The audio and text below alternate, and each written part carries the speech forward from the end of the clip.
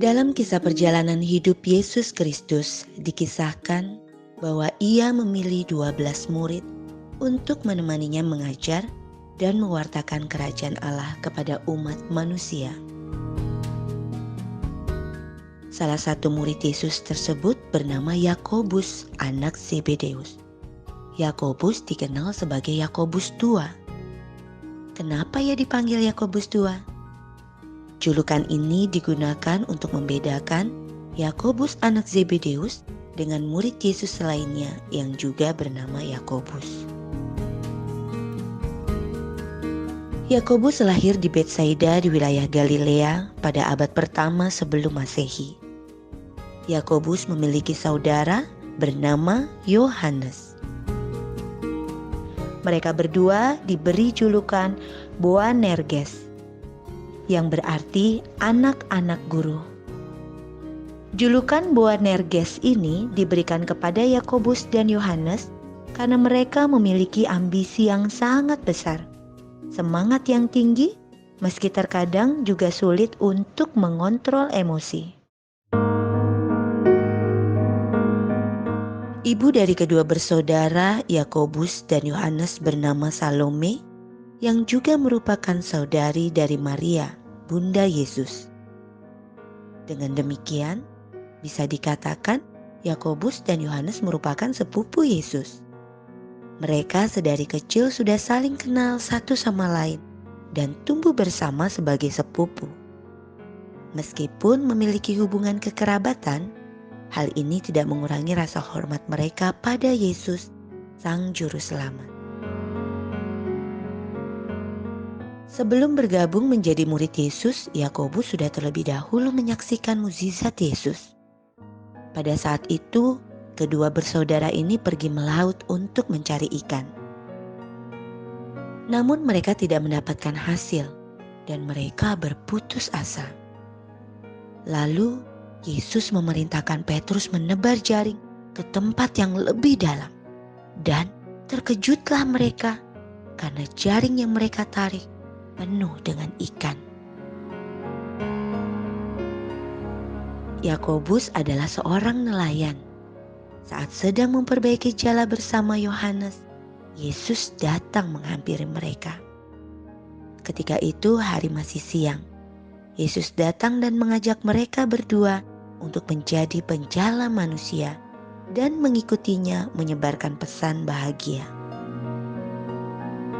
Dengan sukacita, Yakobus dan Yohanes ikut bersama Yesus dan menjadi muridnya yang setia.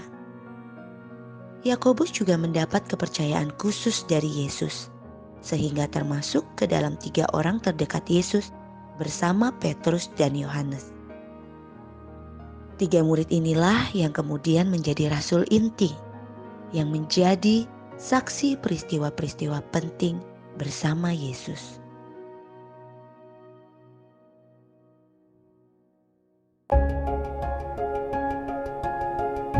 Yakobus dikenal sebagai orang yang menggebu-gebu serta berbicara apa adanya.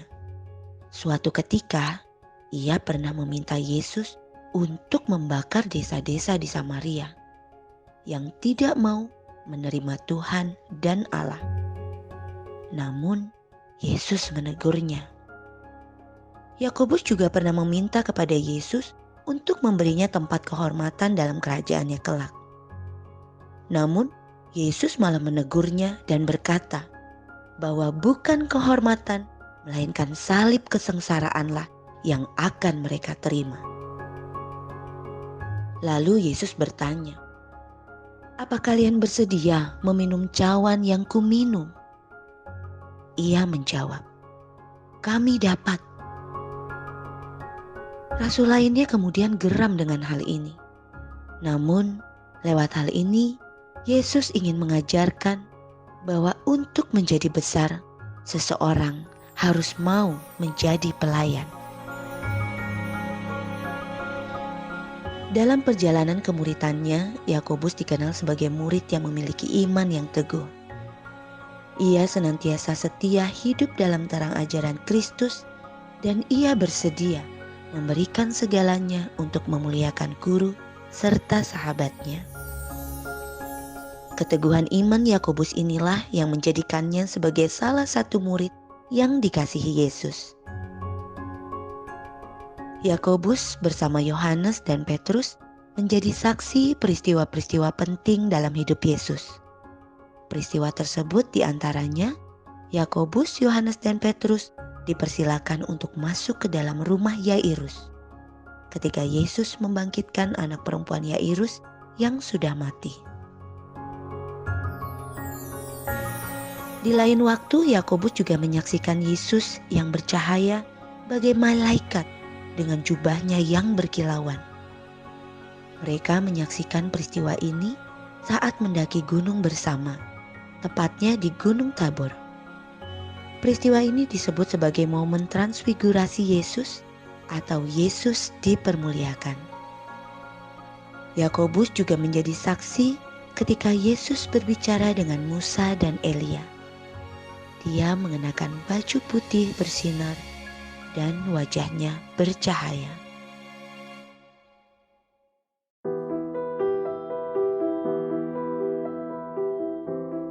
Bahkan sebelum Yesus ditangkap untuk diadili dan disalib, Yesus membawa rasul-rasulnya ke Taman Getsemani untuk berdoa dalam kesunyian. Yakobus, Yohanes, dan Petrus menemani Yesus berdoa dan menyaksikan betapa pucat wajah Yesus sebab duka yang luar biasa dalam. Akhirnya para murid tertidur karena mereka merasa kelelahan. Malam itu pula Yesus ditangkap oleh orang-orang Romawi dan dibawa pergi untuk diadili. Yakobus pun lari dan bersembunyi karena ketakutan. Ia tidak hadir pada saat rasul-rasul lainnya menyaksikan Yesus wafat di kayu salib. Kemudian Yesus bangkit pada hari ketiga dan menemui para rasul.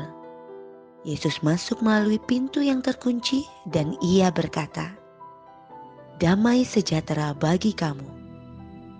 Oleh perkataan Yesus tersebut dan kedatangan Roh Kuduslah, Yakobus dan para rasul lainnya menerima damai yang dijanjikan di hari Pentakosta.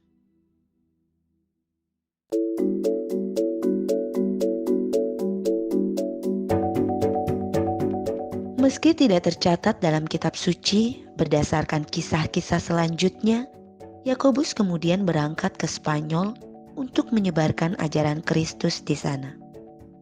Dalam perjalanannya pewartaannya, ia melewati beberapa tempat seperti Guimarães dan Rates di Portugal. Di Spanyol, konon orang-orang pada saat itu mengungkapkan kesaksian mereka melihat Bunda Maria menampakkan diri kepada Yakobus di tepi sungai Ebro saat Yakobus tengah berkhotbah. Menurut orang Spanyol, Maria secara tiba-tiba muncul di pilar. Sekarang di tempat itu, tepatnya di Zaragoza, berdiri gereja bernama Basilica of Our Lady of the Pilar atau Basilika Bunda Pilar. Dalam kisah perjalanan kemuritannya, Yakobus pernah dibukakan hatinya oleh Yesus yang mengatakan bahwa bukan kehormatan, melainkan penderitaan. Bahkan pembunuhan yang akan diterima oleh para murid yang mengikutinya. Hal ini meramalkan bagaimana Yakobus dan murid-murid akan menderita dan mati karena iman dan kesetiaan pada ajaran Yesus Kristus. Dan benar bahwa Yakobuslah yang kemudian menjadi murid pertama yang minum cawan kemartiran. Pada tahun 44, Yakobus dijatuhi hukuman pancung oleh Raja Herodes Agripa I. Ia dihukum karena pengakuan imannya yang tulus dan berani menyentuh lubuk hati seorang pengkhianat yang kemudian bertobat dan mengikuti ajaran Kristus. Sesaat sebelum dieksekusi mati, keduanya berangkulan. Dan pengkhianat tersebut memohon maaf pada Yakobus. Kata Yakobus, "Damai sejahtera bagimu." Dengan itu mereka menggaungkan pujian terakhir sebelum menyerahkan nyawa pada Tuhan. Yakobus menjadi rasul pertama dari 12 rasul yang wafat sebagai martir. Raja Herodes Agripa I tidak mengizinkan jasad Yakobus dikuburkan di Yerusalem. Maka para murid Yakobus pun diam-diam mengambil dan melarikan jenazahnya. Entah bagaimana dalam pelarian itu, ketika jenazah sudah dibawa dengan perahu, para murid baru menyadari bahwa perahu tersebut tidak memiliki kemudi. Dengan tidak adanya kemudi dalam perahu tersebut, mereka hanya bisa berserah kepada Allah. Ajaib! Arus dan ombak samudera membawa perahu beserta isinya dengan selamat sampai di wilayah Galicia, Spanyol. Mereka pun mendarat di Padron. Jenazah Yakobus dimakamkan di sini.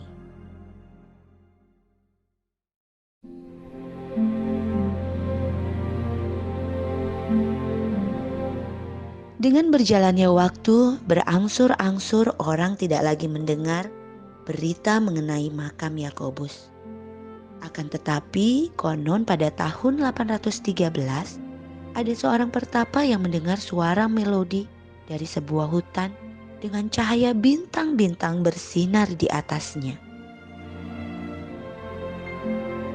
Begitu mendengar berita tersebut, Uskup Iria Flavia, Theodomiro memerintahkan agar diadakan penyelidikan. Maka ditemukanlah makam dan relikui Santo Yakobus di sana. Raja Spanyol pada waktu itu, Raja Alfonsus II yang dikenal sebagai El Castro, mengumumkan bahwa Santo Yakobus adalah santo pelindung wilayah kerajaannya. Noster et Tosius Hispani Patronus, pelindung kami dan seluruh Spanyol. Kemudian sebuah kapel dibangun di atasnya.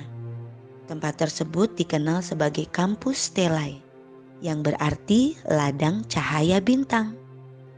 Istilah tersebut kemudian dispanyolkan menjadi Compostela. Selanjutnya dikenal istilah Santiago de Compostela, berarti Santo Yakobus dari ladang cahaya bintang. Sebuah katedral yang megah telah didirikan di sana. Ditemukannya relikui Santo Yakobus kemudian tersebar ke berbagai pelosok dunia.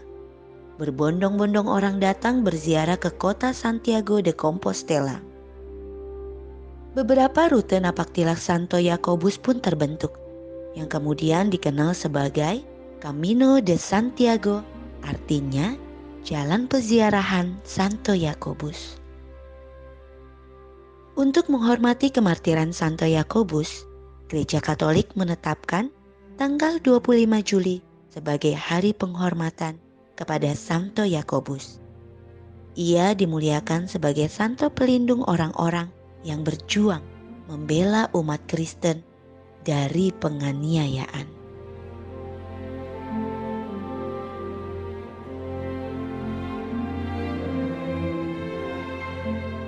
Perjalanan hidup Santo Yakobus merupakan perjalanan iman yang hidup. Hal ini tampak di mana iman kepada Yesus Kristus menggerakkan Santo Yakobus untuk mewartakan ajaran kasih Yesus Kristus kepada semua umat manusia sampai ia dibunuh dan menjadi rasul pertama yang mati sebagai martir. Dari pribadi Santo Yakobus inilah kita bisa belajar untuk bertekun dalam iman dan setia kepada Yesus Kristus sebagai jalan, kebenaran, dan hidup. Tentu perjuangan kita tidak untuk menjadi martir. Namun, bagaimana kita terus-menerus berbuat kasih sesuai ajaran iman Yesus Kristus. Yakobus telah memberi teladan yang harus kita ingat, bahwa iman tanpa perbuatan adalah mati.